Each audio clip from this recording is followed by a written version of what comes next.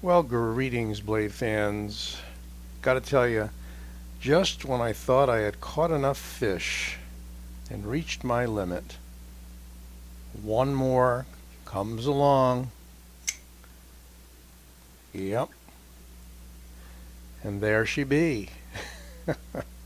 Newly introduced is this Petrified Fish Scholar PF-E04 W. W for white, and they make also a nice one out of kind of an exotic hardwood handle.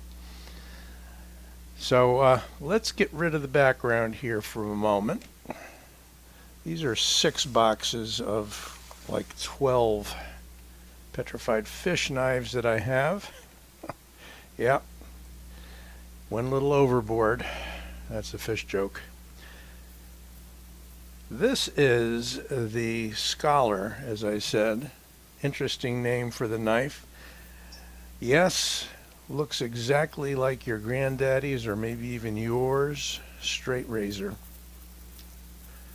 They did a very nice job on this with a crowned spine, jimping in that crowned spine. Nice kind of antiqued, pewter looking Petrified Fish logo on the pivot, hidden liner lock, and a pretty decent, so far, action. Not exactly drop shut, but I don't really have it broken in yet either. It's a full-size knife, as you can see. I gotta have to back out even more. Okay. Trying to keep all the boxes out of the pick. All right. An incorporated lanyard hole in the back strap. A somewhat arched and standing proud of the scales backspacer. That was a long sentence. Titanium clip. Yep. And I think the backspacer, however, is steel.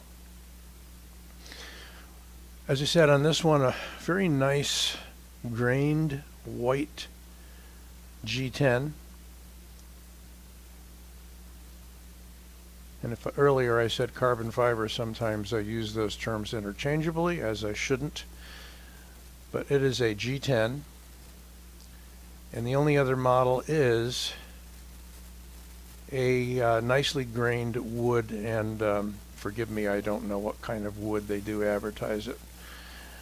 Here's the special thing about this one, and a departure for Petrified Fish.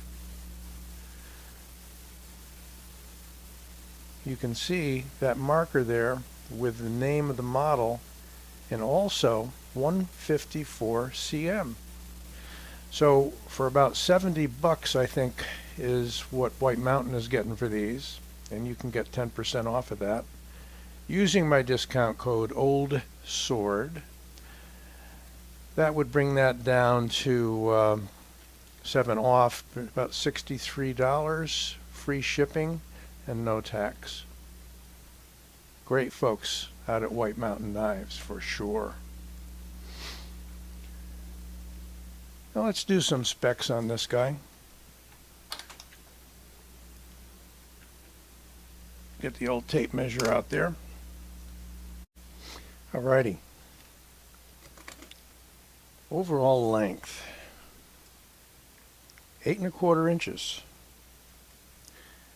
Blade length, right up to the handle, 3 3/4, with a cutting edge of 3 inches. So yes, you lose 3/4 of an inch because you have a large and usable choil on this straight razorish knife. As far as other dimensions go, the handle fairly thin, 0.52, and blade stock 3.5 millimeters. So fairly stout in the steel department of that 154 cm. Finally, let's get a weight.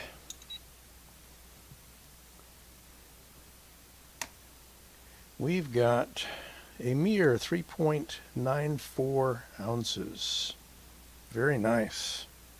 Under 4-ounce knife. And 3 3/4 inch blade. That's quite nice. Let's see if they did any weight relieving inside. I believe they did. And let's get the old light in there. Yeah, that's ventilated pretty well, at least on the show side. I'm not seeing anything additional on the liner locking side, which is fine. They did their work. Under 4 ounces and over 8 inches. Very nice. Now this may or may not be your cup of tea. The general configuration is sheepsfoot, I would say. Really no point to speak of other than for scoring and cutting this way, definitely. But nothing really there for poking, should you want to poke with this knife. Of course, you angle it off a little bit and know what you're doing. You can engage that point, and you know, if you're looking at this as any kind of a personal protection sort of a thing, then you've got that swiping action, and the balance is very nice. The handle to blade ratio is amazing. Look at that. Good Lord, they could barely fit any more blade in there. And that point's nicely tucked down, so you're not going to pick it up with your finger, even if you push a little hard. That's nice.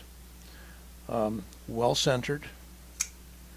And got a lockup of really only about 25%, I would say. No lock rock, no blade play. Nice satin finish on the blade. And I'll see if I can pop one other petrified fish out of one of these boxes here. Which one shall we look at? How about the 949 Warrior? Always one of my favorite. That and the Beluga are favorites. Oh yeah, well this one is out of ebony wood with a black stonewash blade. They do remarkable work for the money. So you're talking, because of the 154 cm, you're talking 70 on that, talking 55 on this guy with an exotic wood and K110 steel, which is Bowler's version of D2. You can see they're about the same length. I'd say exactly the same length. If we put the Griptilian in the mix here, it's going to be a bit shorter. Well, coming in close, coming in awfully close. What is the Griptilian overall? 8 inches. So it's actually a 1/4 inch shorter overall, but sometimes the optics fool us, as they do with many things in life, right?